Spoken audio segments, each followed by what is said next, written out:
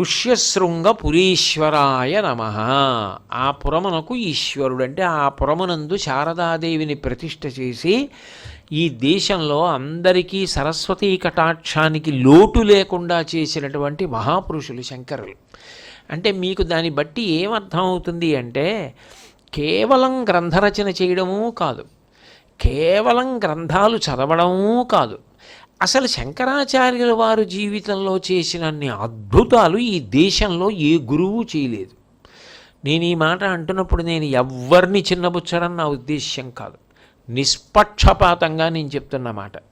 యోగ మార్గంలో కైలాసానికి వెళ్ళి 5 లింగాలు తెచ్చిన వాళ్ళెవరు, సౌందర్యలహరి తెచ్చిన వాళ్ళెవరు, ఇలా పీఠస్థాపన చేసిన వాళ్ళెవరు, ఒక క్షేత్రం యొక్క వైభవాన్ని అంత గొప్పగా గుర్తించి సరస్వతీదేవిని తీసుకొచ్చి ప్రతిష్ఠ చేయగలిగిన మహాపురుషులు ఎవరు?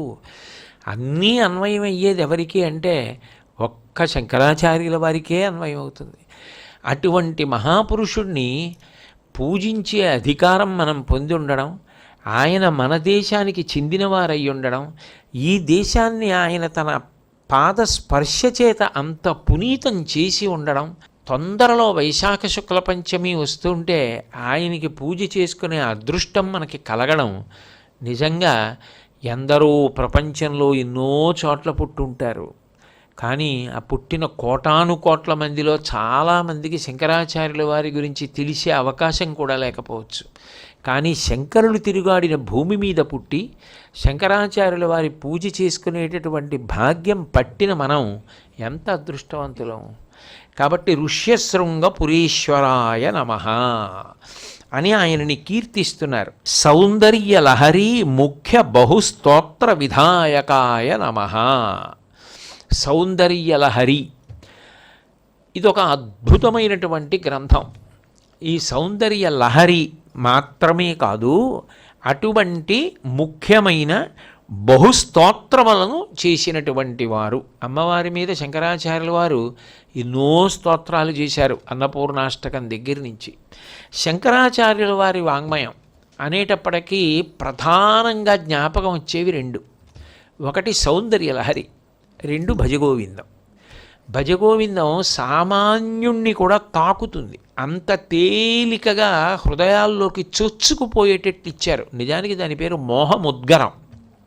కానీ మొదటి శ్లోకంలో భజగోవిందం భజగోవిందం గోవిందం భజ మూఢమతే అంటూ ఆ భజగోవిందం అని ఆయన వాడిన మకుటాన్ని దృష్టిలో పెట్టుకుని అది భజగోవిందంగానే లోకంలో ప్రఖ్యాతి పొందింది. అటువంటి భజగోవిందం సౌందర్యలహరి 2 శంకరాచార్యుల వారి వాంగ్మయంలో చాలా చాలా గొప్పవి. అమ్మవారి మీద వాంగ్మయం ఇచ్చినటువంటి మహాపురుషులు చాలామంది ఉన్నారు. అందులో కాళిదాస మహాకవి 2 ఇచ్చాడు. శ్యామలాదండకం, నవరత్నమాల, ఈ 2 అంత గొప్ప స్తోత్రాలు అమ్మవారి మీద. అందులో కాళిదాస మహాకవే అంటాడు, నవరత్నమాల్యమేతద్రచితం ఎప్పటితి భక్తియుక్త సభవేత్ వాగీశ్వర సాక్షాత్ ఇది మాతంగ కనకాభరణం అంటాడు. ఈ నవరత్నమాల ప్రతిరోజు ఎవరు చదువుకుంటున్నారో వారు వాగీశ్వరులవుతారు అన్నారు. అంటే అంత శక్తిని, అమ్మవారి వైభవాన్ని నిక్షేపించారు స్తోత్రంలో కాళిదాస మహాకవి. అట్లాగే మూకశంకరులు 500 శ్లోకాలతో మూక పంచశతినిచ్చారు. అదేవిధంగా దుర్వాసో మహర్షి ఆర్యా ద్విశతినిచ్చారు. శంకర భగవత్పాదులు సౌందర్య లహరినిచ్చారు. శంకరాచార్యుల వారు సౌందర్య లహరి రచించినప్పుడు శిఖరిణీ వృత్తంలో రచించారు. అసలు ఆ వృత్తం పేరే శిఖరిణి. శిఖరిణి అంటే ఎత్తైన పర్వత శిఖరము అని. చాలా గొప్పదైతే ఆయన శిఖర సమానులు అంటారు కదా, ఆయన మేరునగా ధీరులు అంటారు. పర్వత శిఖరం లాంటి వారండి ఆయన అంటారు. అంత ఎత్తైన వారు అంటే దాని అర్థం ఏంటంటే అంత గొప్పవారు, అంతటి పూజనీయులు అని. అది వృత్తం. ఆ వృత్తంలో సౌందర్య లహరిని రచించారు శంకరాచార్యుల వారు. అయితే ఈ శంకరాచార్యుల వారు రచించినటువంటి సౌందర్య లహరి గురించి పెద్దలు ఒక మాట చెప్తారు. ఒక పువ్వుల మాల కట్టడం చాలా గొప్ప విశేషం. ఎందుకంటే మీకు ఒకే రంగు పువ్వులు ఇచ్చినా అంత అందంగా పూలదండ కట్టగలగాలి. రంగురంగుల పూలిచ్చినా అంత బాగా కట్టగలగాలి. అంటే ఒక తీగకి, ఒక తాడుకి అన్ని పువ్వుల్ని గుదిగుచ్చి అంత అందమైన మాల చేస్తే అది భగవంతుడి మెడలో వేసినప్పుడు ఎంతో శోభిస్తుంది. అయితే పుష్పమాల మెడలో వేసుకున్నప్పుడు కానీ, భగవంతుడికి అలంకరించినప్పుడు కానీ ముక్కుకి చాలా సంతోషకారణంగా ఉంటుంది, చూసే వాళ్ళకి కంటికి సంతోషంగా ఉంటుంది. కానీ దానికి కాలంలో తొందరగా వడిలిపోయే అవకాశం ఉంది. పొద్దున్న వేసిన మాల సాయంకాలానికే వడిలిపోవచ్చు. ఇటువంటి ఋతువుల్లో అయితే, రోహిణీ, కార్తీ, గ్రీష్మ ఋతువు అటువంటి ఋతువుల్లో అయితే వేసిన మాల ఒక గంటకే వడిలిపోవచ్చు. కానీ శ్లోకమాల, కొన్ని శ్లోకములను ఒక మాలగా కట్టి ఇస్తే ఆ శ్లోకముల యొక్క సారం కానీ, శబ్దం కానీ చెవిలోంచి లోపలికి వెళ్ళినంత మాత్రం చేత పరదేవత యొక్క అనుగ్రహం పొందడానికి వీలుగా రచన చేయడం అంటే అది ఒక్క సౌందర్యలహరి ఎందే ఉంది అంటారు. అభిజ్ఞులైన పెద్దలు, బాగా ఈ కవిత్వంలో ప్రవేశం ఉన్నవాళ్ళు ఒక మాట చెప్తారు: సౌందర్య లహరితో సమానమైనటువంటి కవిత్వం ఈ లోకంలో లేదు అంటారు. నీకు ఏమీ అర్థం తెలియక్కర్లేదు, సౌందర్యలహరి చక్కగా ప్రశాంతంగా మెల్లగా అందంగా చదవగలిగిన వాళ్ళు ఉంటే, అసలు సౌందర్యలహరి చదువుతూ ఉంటే అంత ప్రశాంతత ఏర్పడుతుందంటారు. అసలు దాని గురించి చెప్తూ ఒక మాట అంటారు: సౌందర్య లహరి శాబ్దిక స్వరూపంగా అమ్మవారే అంటారు. అందుకే ఎక్కడైనా శంకరాచార్యుల వారికి సంబంధించినటువంటి పూజ కానీ, శంకర భగవత్పాదులకు సంబంధించిన ప్రవచనం కానీ ఇటువంటివి జరుగుతున్నప్పుడు సౌందర్యలహరి చదవండి అంటారు. సౌందర్యలహరి చదివినంత మాత్రం చేత పరదేవత అంత ప్రసన్నమవుతుంది, శంకరాచార్యుల వారు కూడా అంత ప్రసన్నులవుతారు. నేనైతే ఇందులో ఎవరిని పొగడాలి అని మనసులో ఏ పక్షపాతం లేకుండా యథార్థంగా చెప్పమంటే, శంకరాచార్యుల వారి గురించి ప్రవచనం చేయడంలో మహాసముద్రాన్ని పుక్కిట పట్టడానికి ప్రయత్నం చేసినట్టు. దాని యందు అనేక దోషాలు వచ్చే అవకాశం ఉంటుంది, అందులో నా వంటి అల్పపాండిత్యం ఉన్నవాడికి. కానీ ఆయన చెప్తున్నారు, మనం చదువుదామన్న భక్తితో సౌందర్యలహరి చదివిన వాళ్ళు ఉన్నారే, అది మాత్రం నేను నిష్కర్షగా చెప్తున్నాను, కొన్ని కోట్ల జన్మల తర్వాత వాళ్ళకి పట్టినటువంటి మహద్భాగ్యం. అది మాత్రం పట్టమంటే పట్టేది కాదా భాగ్యం. అంత గొప్పది సౌందర్యలహరి చదవడం అన్నది, అంతటి గొప్ప విశేషంగా చెప్తారు. ఇందులో ఈ సౌందర్య లహరి రావడం గురించి శంకర విజయాల్లో చెప్పబడని వృత్తాంతం ఒకటి ఉంది. ఎక్కడ ఏ శంకర విజయంలోనూ దాని గురించి ప్రస్తావన లేదు, కానీ మౌఖికంగా చెప్పుకుంటూ ఉంటారు అంటారు. కామకోటి పీఠాధిపత్యం వహించిన మహాపురుషులు అపర శంకరాచార్యుల వారు, చంద్రశేఖరేంద్ర సరస్వతి మహాస్వామి వారు కూడా ఆ వృత్తాంతాన్ని అంగీకరించారు. ఇది యథార్థమే అన్నారు ఆయన. ఒకప్పుడు శంకరాచార్యుల వారు యోగ మార్గంలో కైలాసానికి వెళ్ళి పరమశివుడి దగ్గర 5 శివలింగములను బహూకరణగా పొందారు. దీనికి అవి ఆయనకి అంటే ఆయన కోసం కాదు, ఎప్పటికీ ఈ దేశం సుభిక్షంగా ఉండాలి, అన్నానికి భక్తి జ్ఞాన వైరాగ్యాలకి లోటు రాకూడదని ఆయన పరమశివుడి దగ్గర నుంచి 5 శివలింగములను తీసుకొచ్చి ఆ స్ఫటికలింగాల్ని 5 ప్రదేశాల్లో ఉంచారు. అమ్మవారు ఆయన పట్ల చాలా సంతోషాన్ని పొంది 100 శ్లోకములను బహూకరించింది. ఆ 100 శ్లోకములు అమ్మవారికి సంబంధించినటువంటి విద్య, ఇది నువ్వు భూలోకంలో ప్రచారం చేయి అని శంకరాచార్యుల వారికి ఇచ్చింది. శంకరాచార్యుల వారు ఈ 5 శివలింగాల్ని, ఈ 100 శ్లోకాలని పట్టుకొని కైలాసం నుంచి బయలుదేరుతున్నారు. నందీశ్వరుడు ఆయన చేతిలో ఉన్నటువంటి అమ్మవారికి సంబంధించిన విద్యని చూశాడు. అమ్మవారి విద్యకి నంది విద్య అని ఒక పేరుంది. ఎందుకనంటే అమ్మవారికి సంబంధించిన విద్యనంతటినీ కూడా నందీశ్వరుడు ఉపదేశం పొందాడు, ఆయనకి తెలిసి. అందుకని నంది విద్య అని లలితా సహస్రంలో కూడా ఒక నామం. నందీశ్వరుడు చూసి ఇంత గొప్ప వాంగ్మయం కైలాసం నుంచి వెళ్ళిపోతే కైలాస గౌరవానికి లోటు వస్తుందనుకున్నాడో ఏమో మరి, వెళ్ళి స్వతంత్రించి శంకరాచార్యుల వారి చేతిలో ఉన్న సౌందర్యలహరి శ్లోకాలు బలవంతంగా లాగేసుకోవడానికి ప్రయత్నించాడు. ఆ ప్రయత్నించడంలో 59 శ్లోకాలు నందీశ్వరుడి చేతిలోకి వెళ్ళిపోయాయి. 41 శ్లోకాలే శంకరాచార్యుల వారి చేతిలో మిగిలాయి. అయితే ఇక్కడ విశేషం ఏంటంటే అన్నీ తీసేసుకోవాలి అనుకుంటే నందీశ్వరుడు ఏం చేయాలి? ఇంకోసారి బలవంతంగా 41 చేతిలోకి లాక్కోవచ్చు. లాక్కుంటే మొత్తం సౌందర్యలహరి వెళ్ళిపోతుంది. ఇప్పుడు ఆ 41 వదిలేశాడు నందీశ్వరుడు. శంకరాచార్యుల వారు వాటితో తిరిగి వచ్చారు. అమ్మవారి యొక్క వ్యూహం, అమ్మవారి యొక్క ప్రణాళిక అంత తేలికగా ఊహకు అందేటట్టుగా ఉండదు. సాక్షాత్ పరదేవత బహూకరించినటువంటి అమ్మవారికి సంబంధించిన విద్య ఉన్న గ్రంథంలోంచి 59 శ్లోకాలని అమ్మవారికి కింకరుడైన నందీశ్వరుడు స్వతంత్రించి లాక్కోగలడా? అమ్మవారు శిక్షించదు. కానీ శిక్షించలా నందీశ్వరుణ్ణి. ఎందుకని అంటే బుద్ధి ప్రచోదనం ఎవరు చేస్తారు అంటే అమ్మవారే చేస్తుంది. అంటే ఆ బుద్ధిని అమ్మవారు నందీశ్వరుడికి ఎందుకు కల్పించింది అంటే ఆ 100 శ్లోకాలు అమ్మవారికి సంబంధించిన విద్యనంతటిని పరమశివుడు రచన చేశాడు. అవి ఆయన కైలాస శంకరుడు. ఈయన ఎవరు?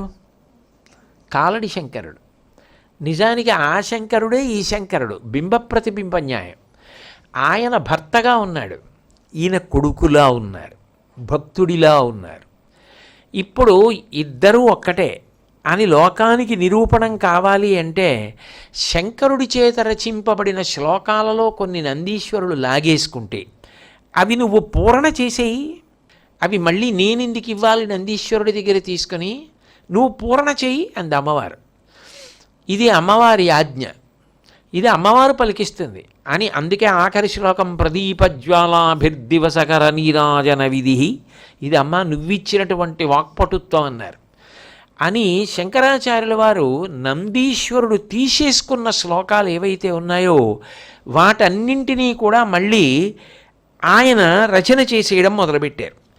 ఇలా రచన చేసేయడం మొదలుపెట్టిన తరువాత విశేషం ఏమైంది అంటే అదంతా కూడా అమ్మవారికి సంబంధించిన విద్య నిక్షిప్తమై ఉన్నది. అందులో 41 శ్లోకాలు శంకరాచార్యుల వారి చేతిలో ఉన్నాయి. ఇంకా లేనివేవి 59 శ్లోకాలు ఉన్నాయి. ఆ 41 శ్లోకాలు ఆయన చేతిలో ఉండిపోయినది ఏదుందో అది మంత్రభాగం. నిజానికి దాన్ని అర్థం చేసుకోవడం కూడా చాలా కష్టం. మొట్టమొదటి 41 శ్లోకాలని ఆనందలహరి అంటారు. ఆ ఆనందలహరి అర్థం చేసుకోవడం అనుష్ఠానం. అవి శ్లోకాలు అర్థమైనా అట్లా యంత్రానికి పూజ చేయడం, అమ్మవారికి పూజ చేయడం తేలిక విషయాలు కావు. అవి చాలా చాలా క్లేశంతో కూడుకున్నవి. చక్రార్చన మొదలైనవి అందరూ చేసేవి కావు. అంత సాహసం మంచిది కాదు కూడా. అది కొద్దిమంది ఎవరో చేస్తారంతే. అటువంటి చక్రార్చనకు సంబంధించిన విషయములు మొదటి 41 శ్లోకాల్లో చెప్పబడ్డాయి. ఇప్పుడు నందీశ్వరుడు తీసేసుకున్న 59 శ్లోకాలు శంకరాచార్యుల వారు పూర్తి చేయాలి. పూర్తి చేసేద్దామని ప్రయత్నం చేస్తూ శంకరాచార్యుల వారు మళ్ళీ పూరణ మొదలుపెట్టారు రాయడం. మొదలుపెట్టినప్పుడు ఏమైందంటే 41 ఈయన దగ్గర ఉన్నాయి కదా, మిగిలిన 59 వ్రాయడం మొదలుపెట్టి 42, 43, 44 శ్లోకం దగ్గరికి వచ్చారు. అంటే 3వ శ్లోకం. 3వ శ్లోకం దగ్గరికి వచ్చేటప్పటికి ఆయన నోటి వెంట సౌందర్యలహరి అని పడింది ఆ శ్లోకంలో. అదే పరమాద్భుతమైన శ్లోకంగా చెప్తారు. ఇంకా కవిత్వంలో అటువంటి కవిత్వం చేయడం అసంభవం అంటారు. అట్లా ఎవరు చెయ్యలేరు అంటారు. ఎందుకనంటే పుష్పమాల కట్టేటప్పుడు అన్ని పువ్వులు పళ్ళెంలో ఉంటాయి.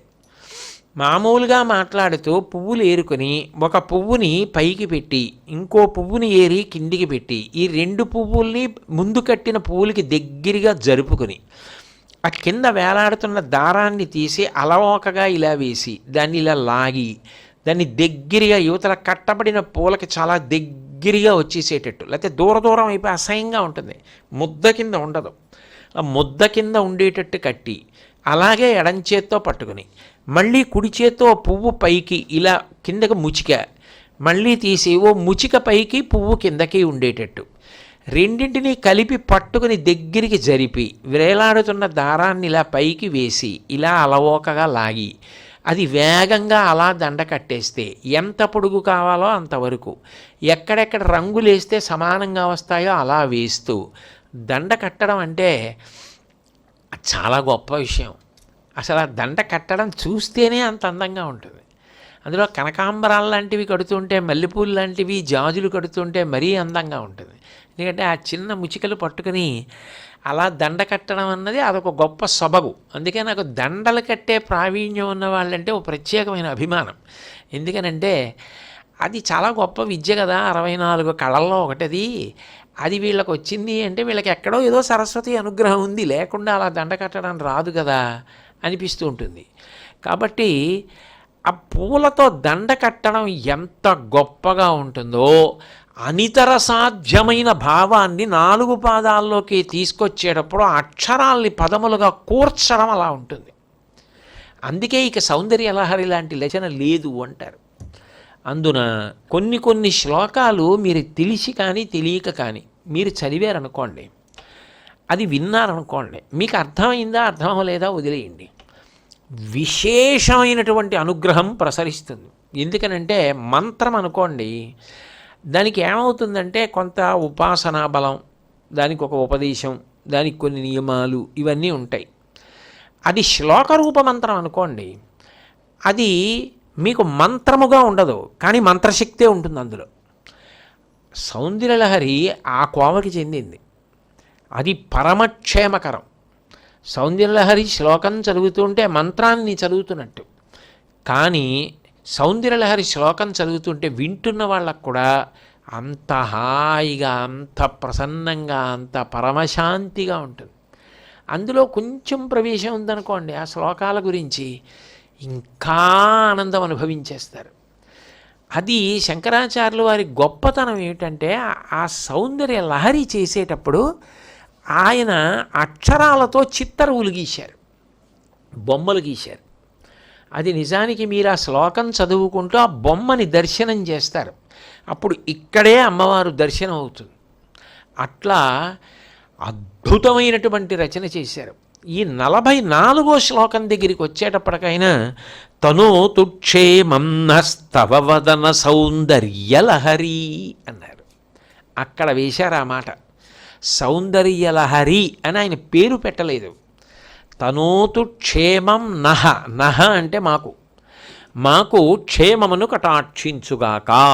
ఏది?